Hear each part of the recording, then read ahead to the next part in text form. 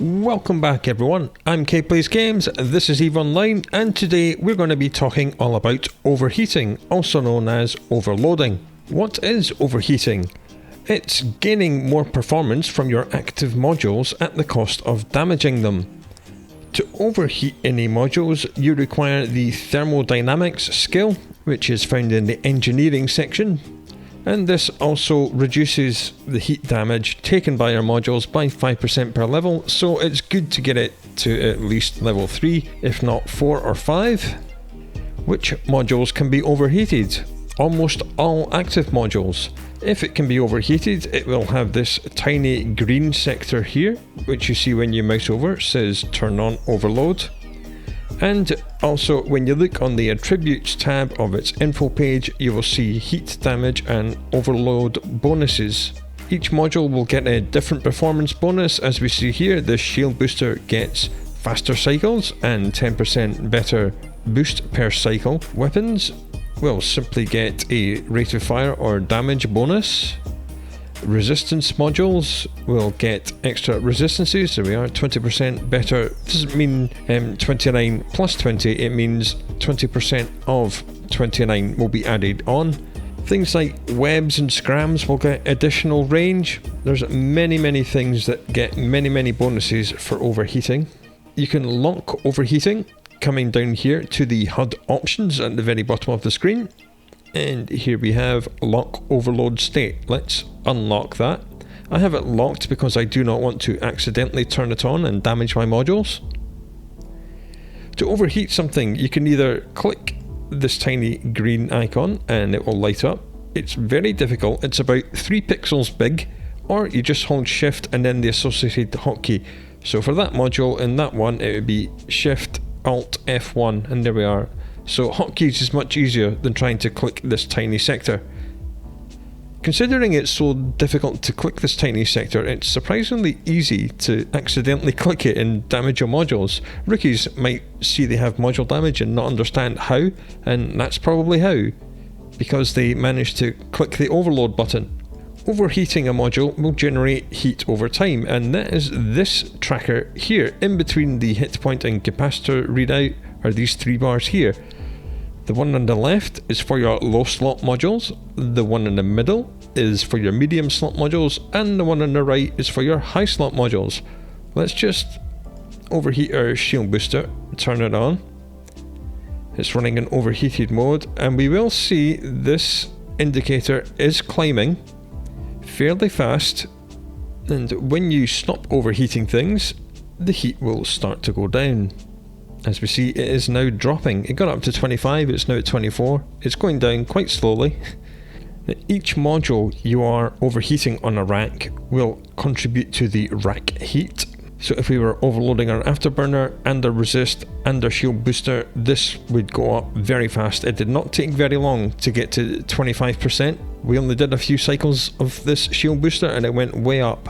As we see, this little red bar has appeared on our shield booster because it is damaged. It took damage when it overheated.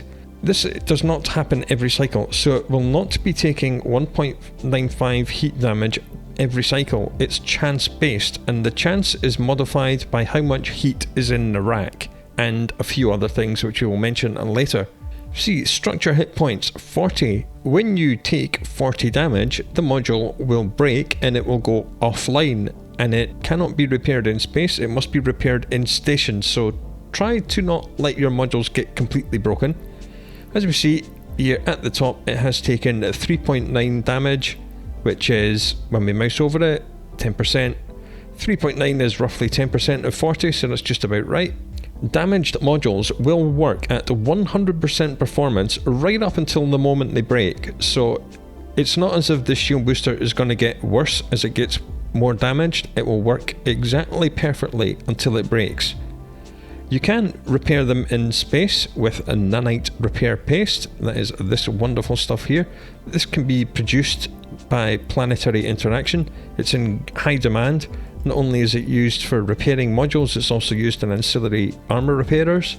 To use this stuff in space, have it in your cargo. Right click the module and select repair. And now we see this module has a glowing effect and the damage is going down. Now, the module cannot be used whilst it is being repaired. So if you come under attack, you can right click and stop the repairs as well, and that consumed a small amount of nanite repair paste. There are two skills which affect your nanites. This is nanite operation, which reduces how much nanites you consume per level. 5% is pretty big, 25% reduction in consumption at level 5, and nanite interfacing, which increases how much repair each cycle does. So two of them combined make sure nanite repair paste lasts a very long time. Now for the next part, we're going to have to go and dock. Warp drive active.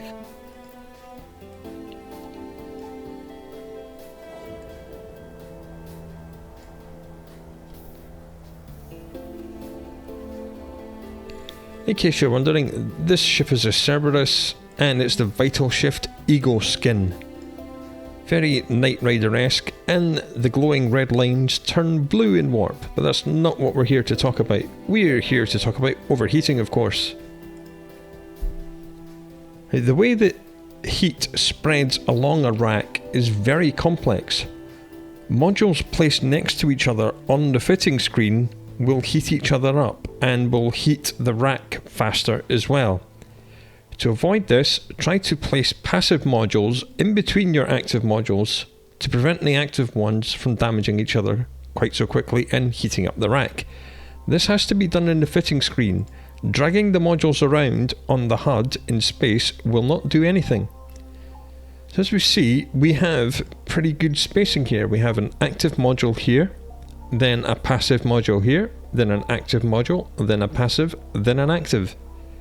Unfortunately, on this particular ship, we have no free high slots. If we were in, say, something like a Hurricane Navy issue, something like this, then we see it has two utility high power slots, so to mitigate the heat, you could do something like that, and then have either leave these empty or put passive modules in these two slots. Now, empty slots dissipate heat a lot faster than passive modules do. Something else which is quite interesting is that offline modules will also do that. Say for instance, we wanted some shield buffer and we had this large shield extender 2 here.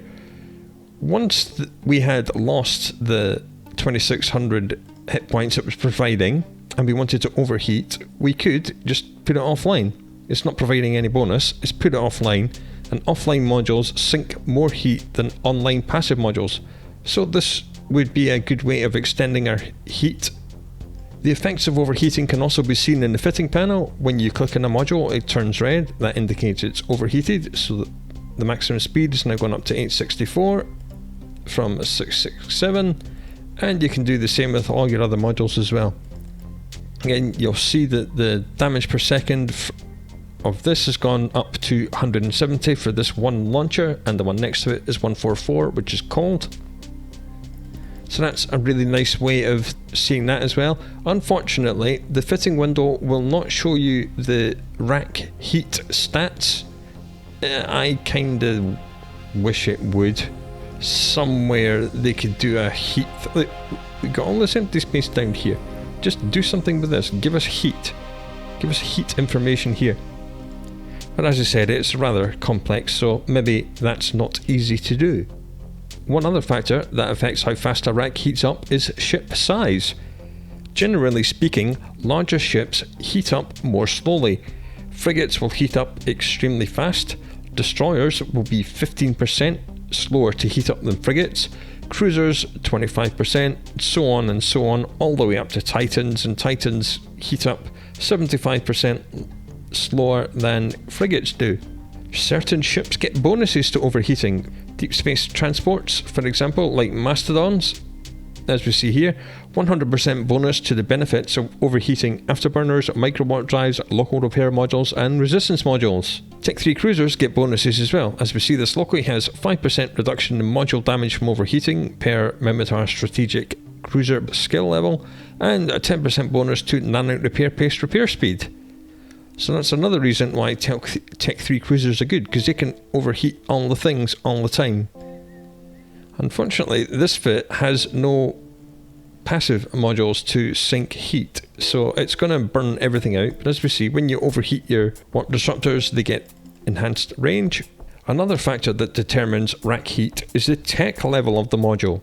Tech 2 items will generate more heat than Tech 1, which is another reason that Faction, Dead Space, Officer, Storyline and all the other exotic modules are very popular. Not only do they often have better performance in Tech 2, but they also generate less heat. Whilst overheating is generally a more PvP oriented skill, there are PvE applications as well. In PvP, if you are not overheating, you're doing it wrong. And in PvE, if you are overheating, you may be doing it wrong. Ancillary armor and shield repairers are a really good example of this. Let me find a fit that has some of them. Here we are, an ancillary shield booster.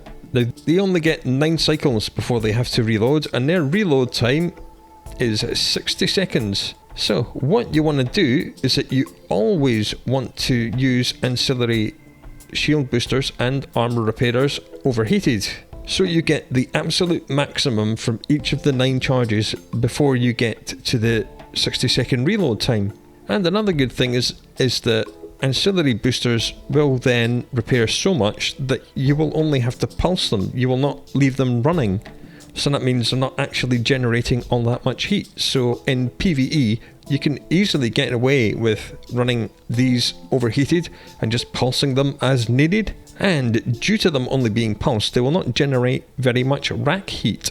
And if the rack heat is particularly low, you may not even damage them at all, because the chance of damaging your modules is determined by the rack heat. The higher the rack heat, the higher the chance of damaging your modules.